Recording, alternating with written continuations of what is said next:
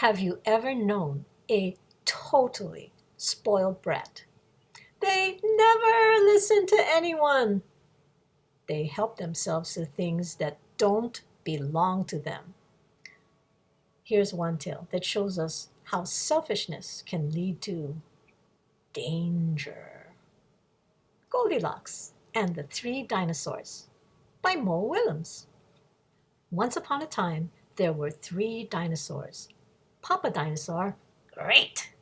Mama Dinosaur, great. And some dinosaur who happened to be visiting from Norway. Yeah! One day, the three dinosaurs, for no particular reason, made their beds, positioned their chairs just so, and made three delicious bowls of chocolate pudding at varying temperatures. Oh boy, said Papa Dinosaur. It's finally time to go someplace else. Yes, continued Mama Dinosaur. I hope no innocent little succulent child happens by our unlocked house while we happen to be someplace else. Then the other dinosaur made a loud noise that sounded like an evil laugh, but was probably just a polite Norwegian expression. The three dinosaurs went someplace else and were definitely not hiding in the woods waiting for some unsuspecting kid to come by. Sure enough, 5 minutes later, a poorly supervised little girl named Goldilocks came traipsing along. Just then, the forest boomed with a noise that sounded like a dinosaur yelling, "Gotcha!" But then it could have been just the wind. The loud noise was followed immediately by another loud noise that sounded like, "Be careful, Papa Dinosaur, the trap is not sprung yet." But then it could have been just a rock falling. Either way, Goldilocks was not the kind of kid who listened to anyone or anything. For example, she never listened to the warnings about barging into strange, enormous houses. So, when she saw a strange, enormous house, she barged right in. Inside, she immediately smelled the 3 bowls of delicious chocolate pudding. Mmm, that chocolate pudding smells delicious. If only I could make my way up to the top of that counter. Then Goldilocks noticed a very tall ladder that just happened to be there and was certainly not left there on purpose. Goldilocks climbed up the ladder and found herself face to face with 3 gigantic bowls of chocolate pudding. The first bowl of chocolate pudding was too hot, but she ate it anyway. Hey, this is chocolate pudding we're talking about, okay? The second bowl of chocolate pudding was too cold. But who cares about temperature when you've got a big bowl of chocolate pudding? The third bowl of chocolate pudding was just right. But Goldilocks was on such a roll, she hardly noticed. Soon, Goldilocks was stuffed like one of those chocolate-filled little girl bonbons, which, by the way, happens to not be one of the favorite things of hungry dinosaurs.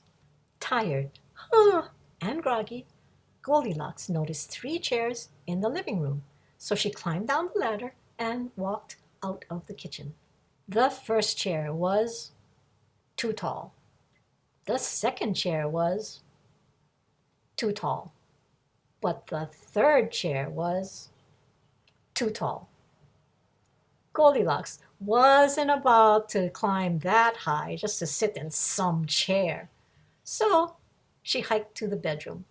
When she got there, Goldilocks noticed that the beds were also gigantic. What's going on here? The bears that live here must be nuts. Just then, the room filled with a loud, booming sound that was either a passing truck or a dinosaur gloating. Just a few minutes, and she'll be asleep. Chocolate-filled little girl bonbons are yummier when they're fully rested. Even a little girl who doesn't listen to anyone or anything had to hear that. Goldilocks took a moment to stop and think. Which is longer than what she was used to stopping and thinking. Hey, this isn't some bear's house. This is some dinosaur's house. Say what you like about Goldilocks, but she was no fool. As quickly as she could, she ran out the back door. Just then, a huge plane flew by, which sounded like 3 dinosaurs yelling, "Charge! Now!" Or the Norwegian expression for "Chewy bonbon time!"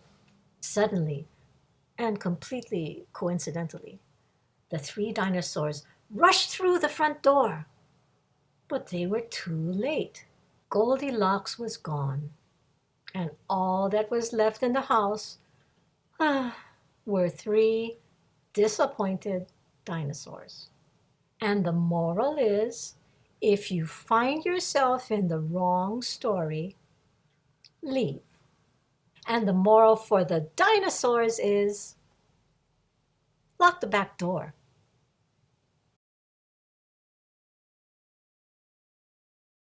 Video storytelling can be challenging, especially if you don't have a large studio, multiple cameras, or external microphones.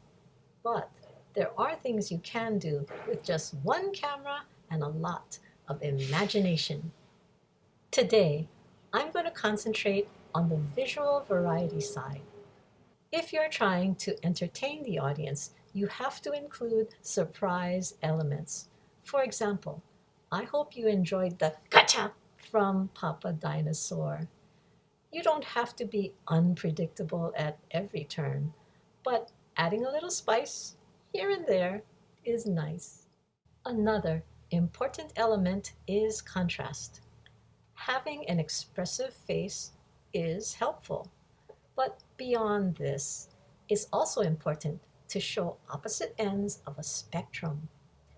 When you see words in a script like but, however, although, these are excellent places to show contrast. The first 2 bowls of chocolate pudding in the Goldilocks story were great places to illustrate this idea.